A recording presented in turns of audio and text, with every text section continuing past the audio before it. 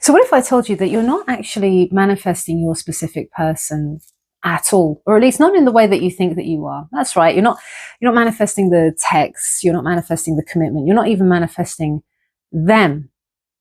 As you know, manifestation is the art of embodying the identity of the version of you who has the desire despite the 3D circumstances. So what does that tell us, right?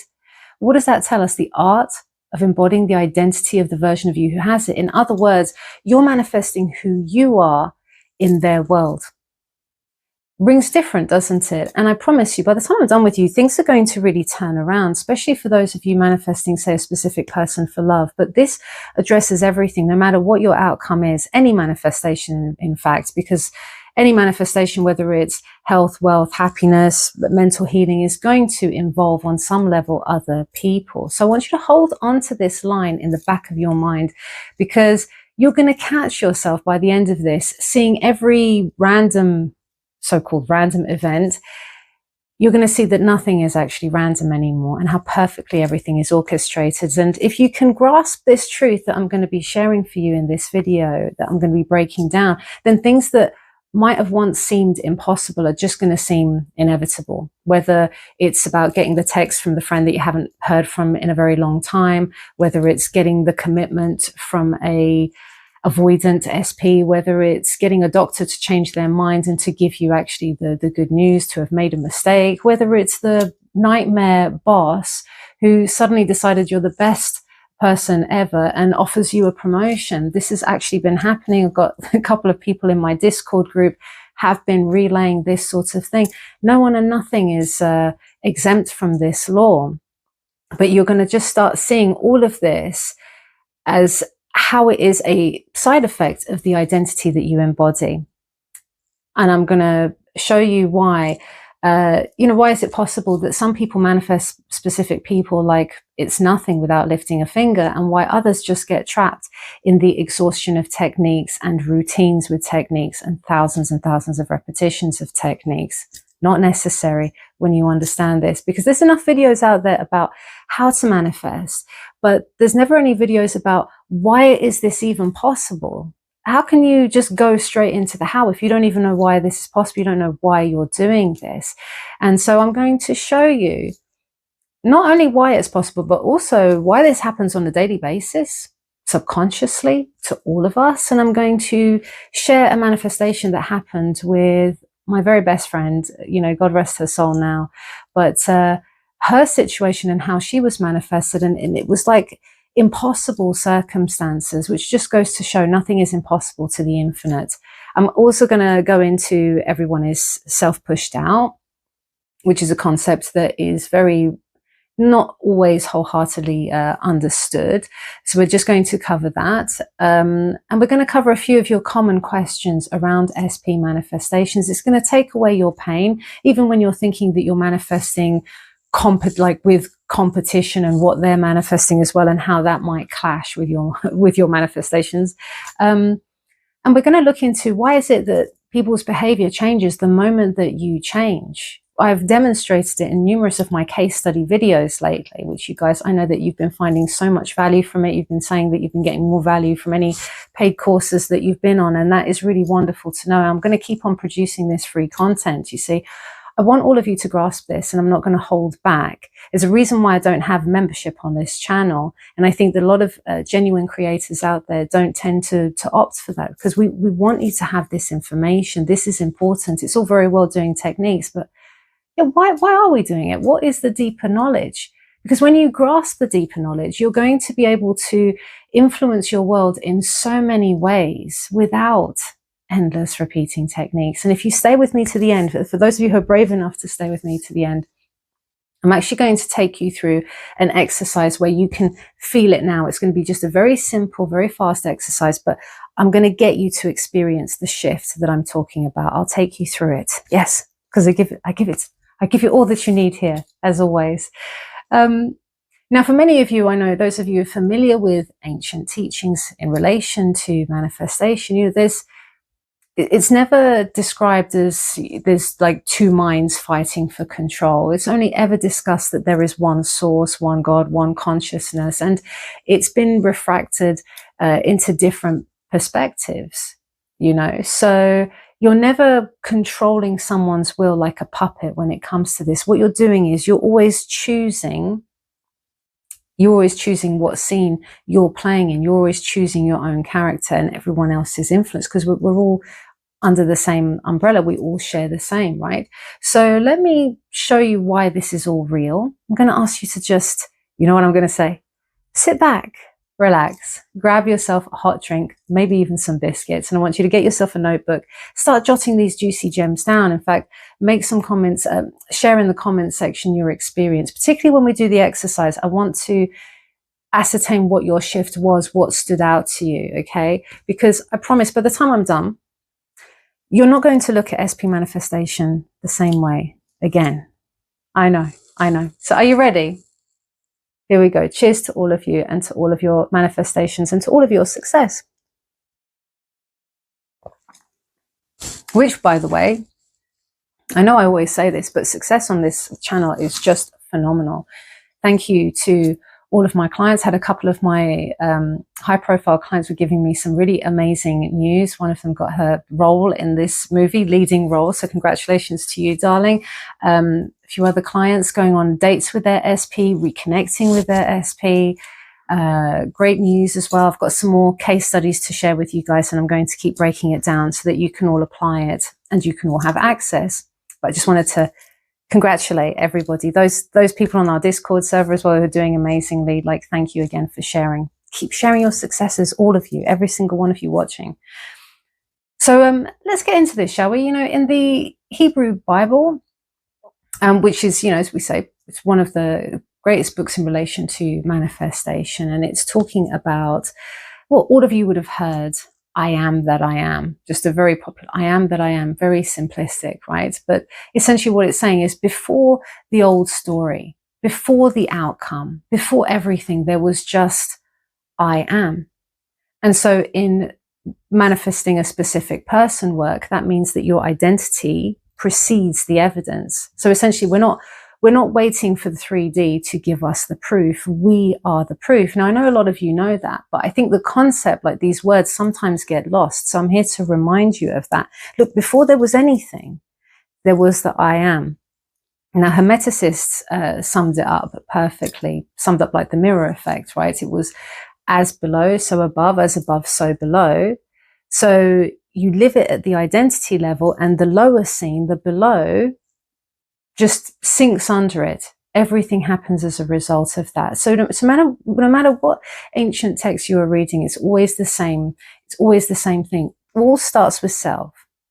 So I'm going to share with you a true story that shows how identity quietly influences everyone and everything in your world to such a degree that many of us would just look at those circumstances and think it was impossible. And this was involving my very, very best friend, my very best friend from uni. So she's Irish Catholic, and was living with her boyfriend for 12 years. And I'd known her from the age of 18 into our 40s, and lovely, lovely soul.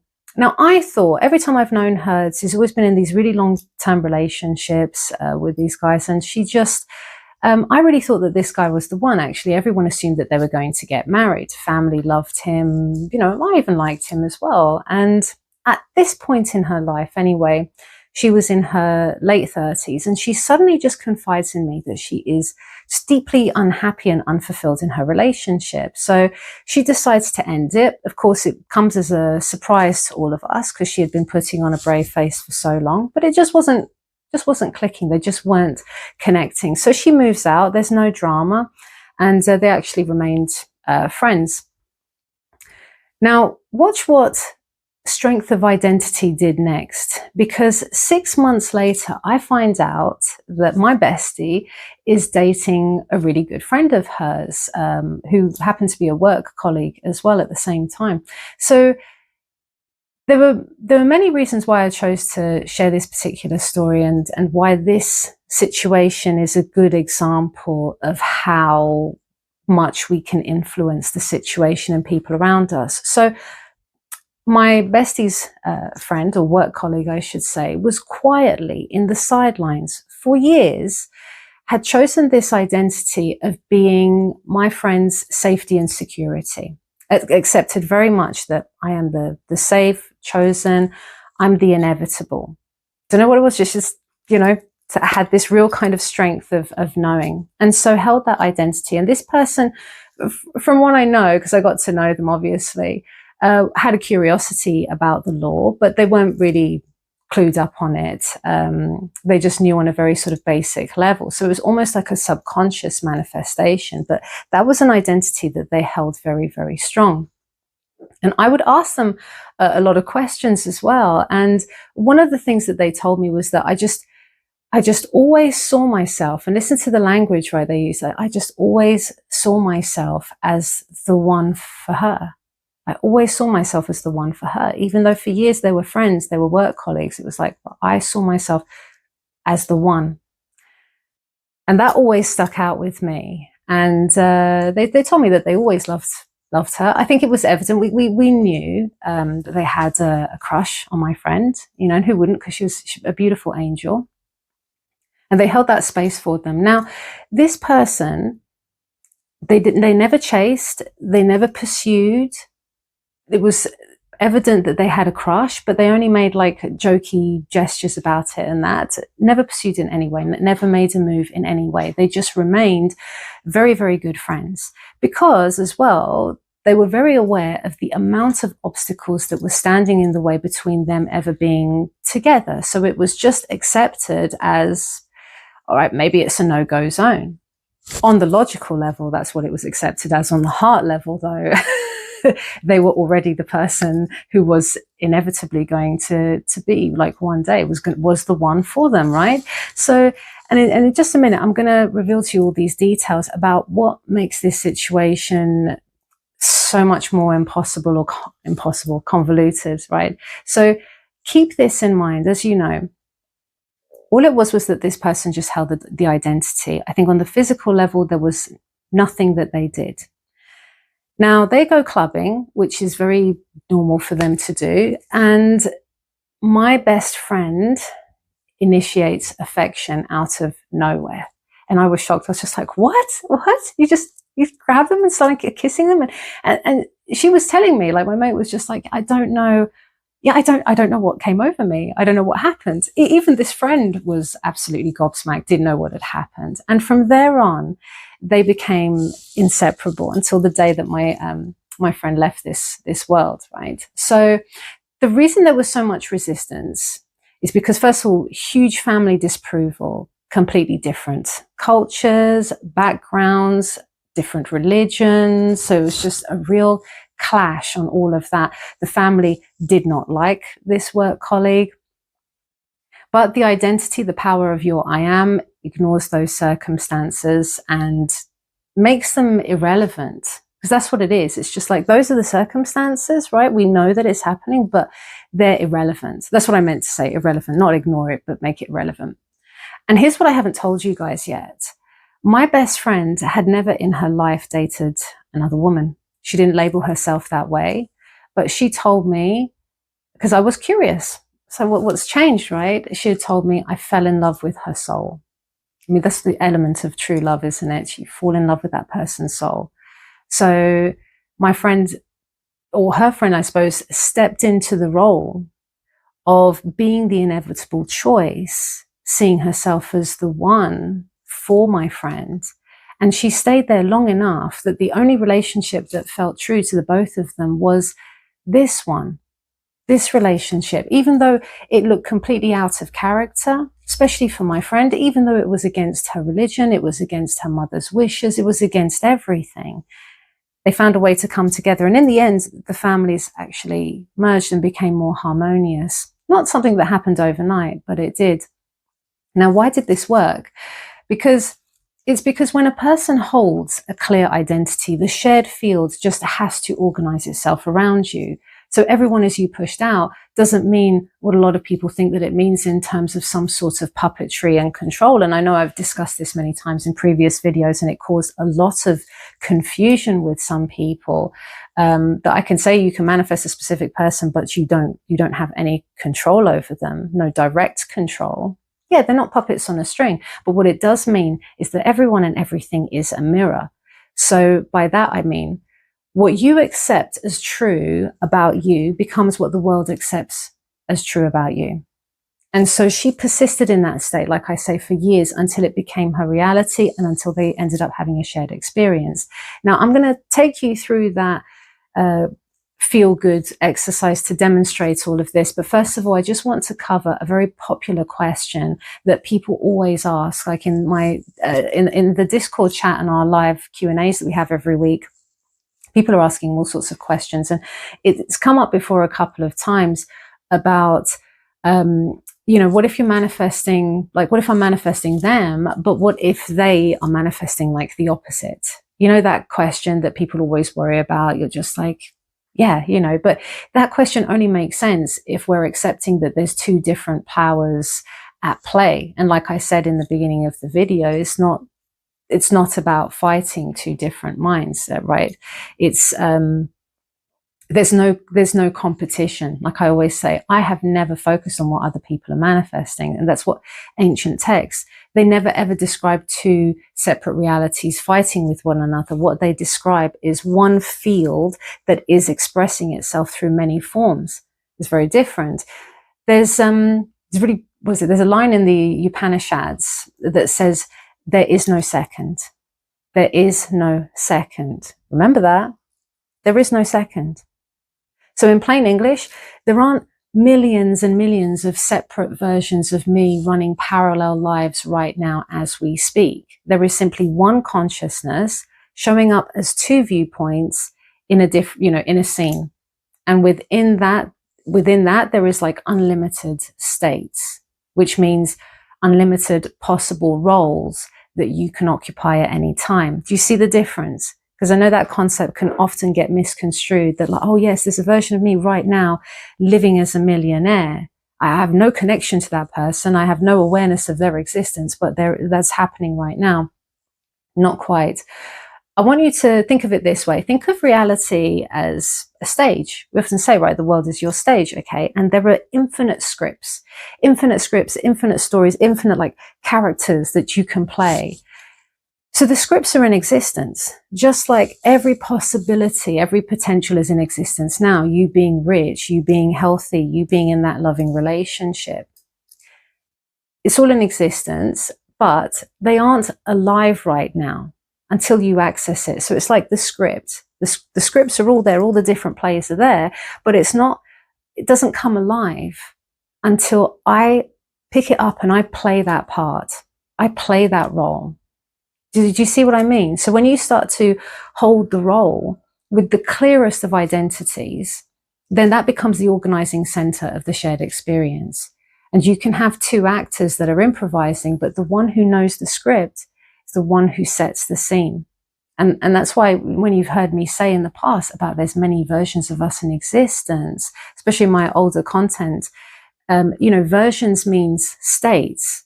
It doesn't mean separate people simultaneously living a life, separate versions of me living our lives right now.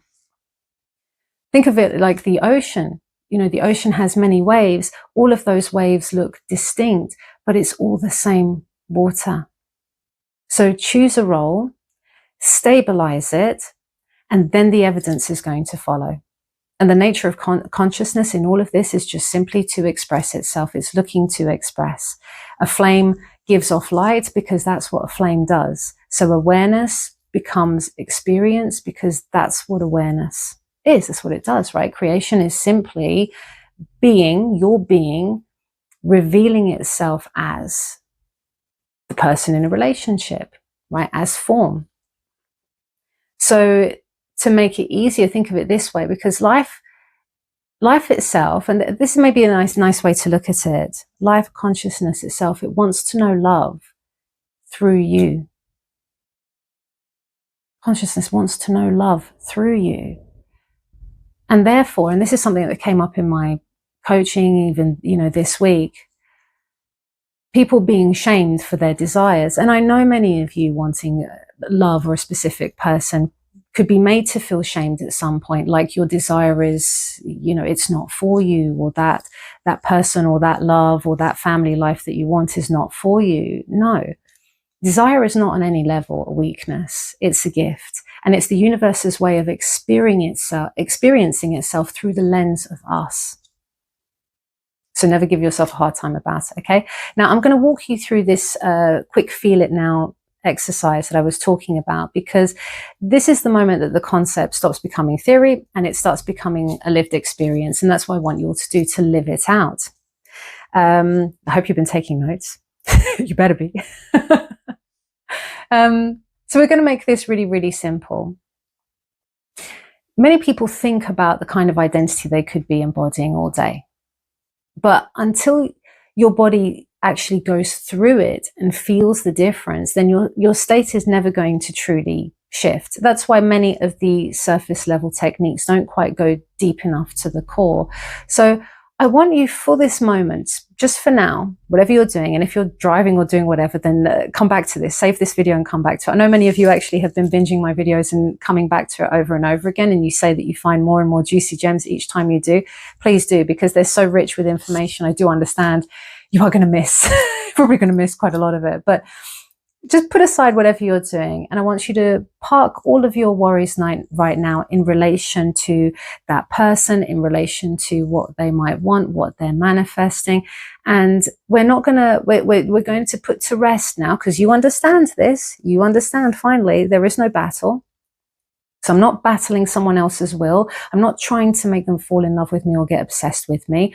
I am stabilizing my role. We've seen how powerfully this works, right? So instead of asking all the usual questions, how do I manifest them? How do I make them fall in love with me? How do I, like I've said, I want you to try and ask this question instead. Park those old questions. The only question you should ever be asking yourself is, who am I? Who am I in the story where I am already chosen by them? Who am I in the story where I am already chosen by them?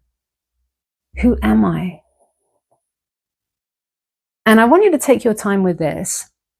And as you're doing it, breathing into the feeling, I want you to notice what happens inside you when you ask that.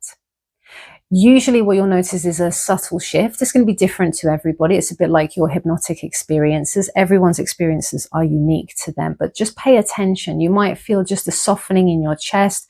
You might feel a little sense of relief even, or you might take a deeper breath or whatever it is. But the sensations you're noticing is the signal starting to change. Your body, your subconscious, your mind, your heart is all beginning to match the state of the version of you who's already chosen. And even if you felt that shift just by 1%, then you've already proven the principle, because if you can feel it, then the field can feel it too. And the field has already started to conform in that moment. And when the role changes, like I say, reality is going to rearrange itself over time to completely reveal what it is that you desire. And that's how it works. That's why you experience a delay, but in truth, there is no delay. It is instant.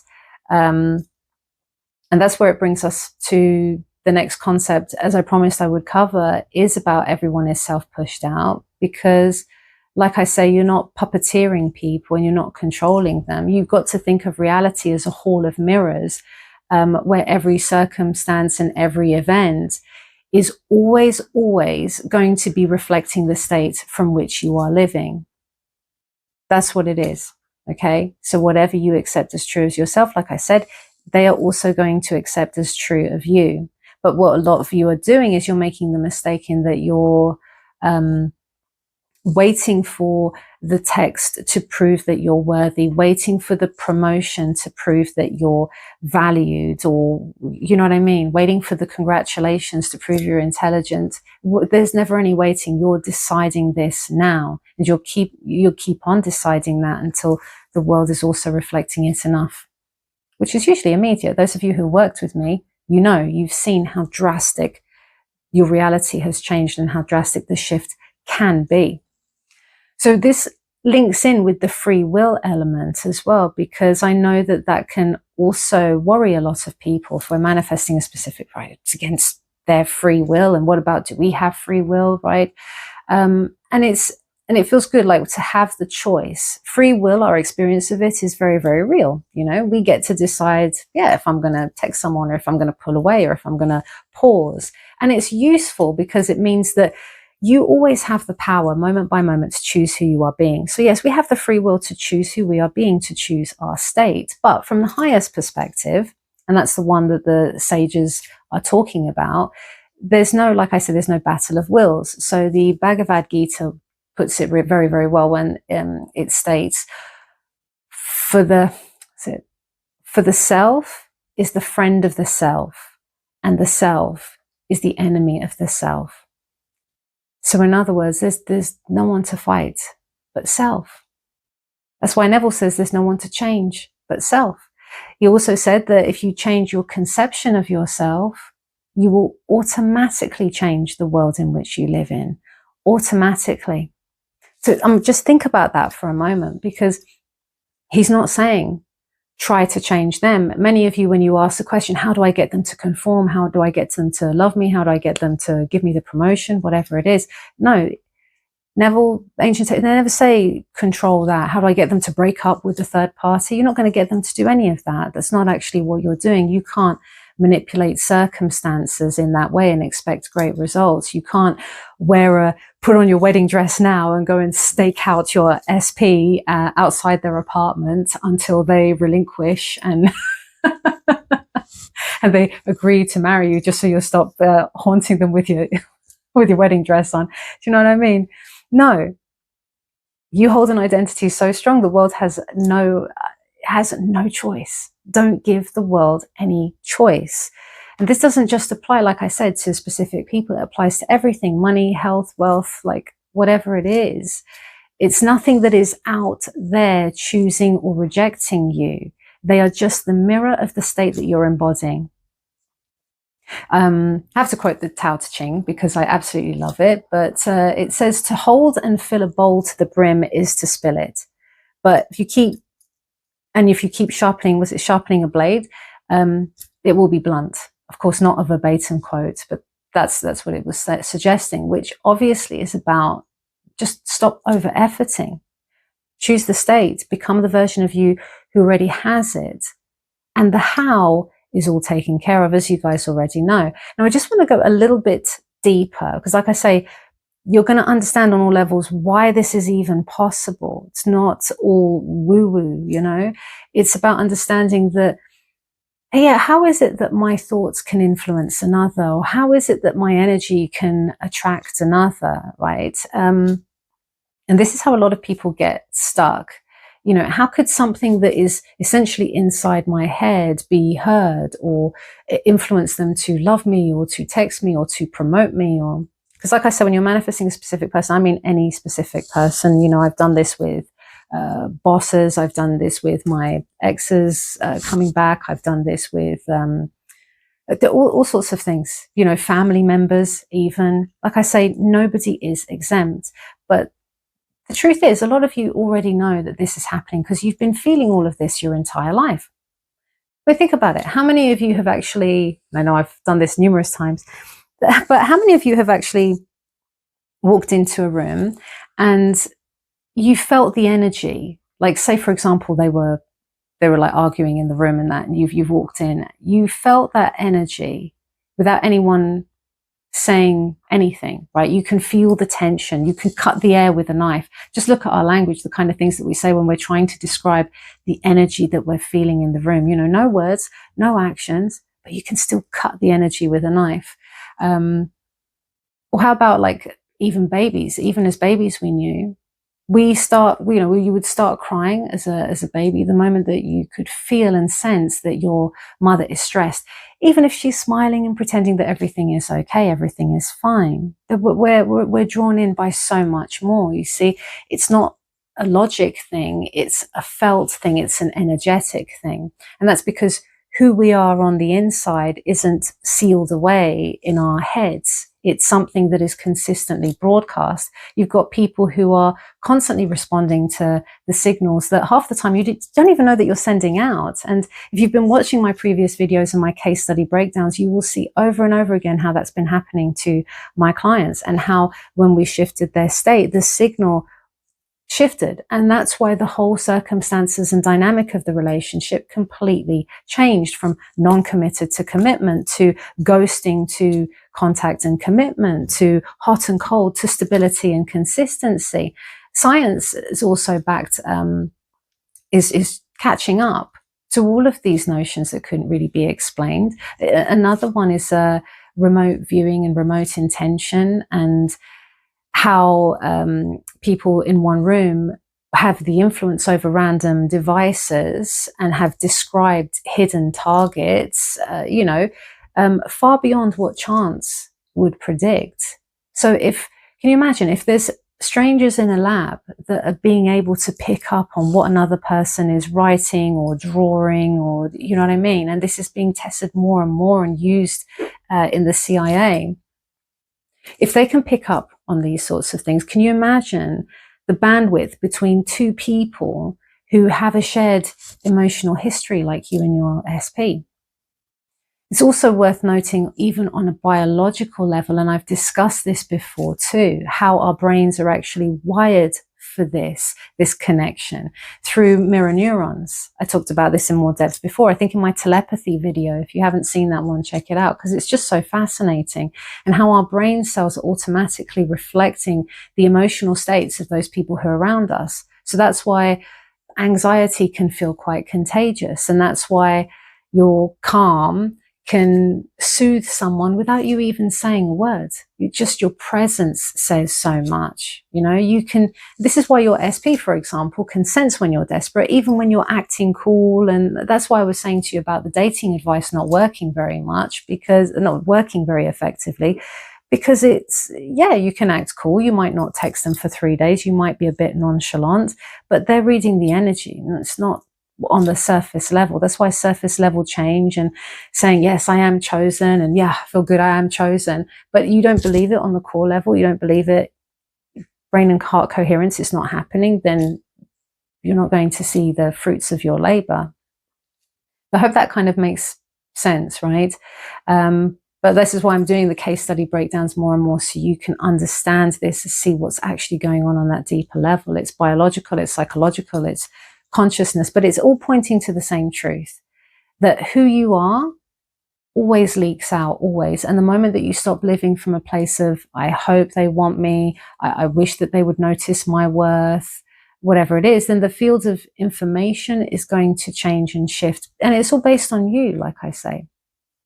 Does that make sense? I really hope that this helps you out. And this is, like I said, this is why, as you've seen with my client stories, they change their state, the world changes too. Immediately, it starts to shift and change. So hopefully this has alleviated a lot of your anxiety, because I know that manifesting a specific person, in particular if it's for relationships, can be quite stressful. But even with bosses, even with, it can be very stressful too.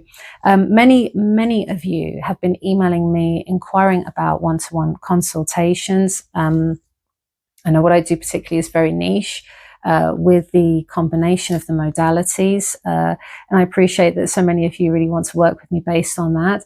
Please do give me a chance to respond to all of you. I'm trying my best to keep up, but the influx has been off the charts. So give me at least 5 days to respond. Check your spam folder, because sometimes my emails go in there.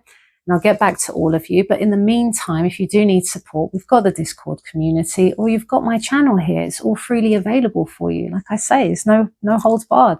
So I love you guys. Thank you, as always, for being here. And I'll catch you in the next video.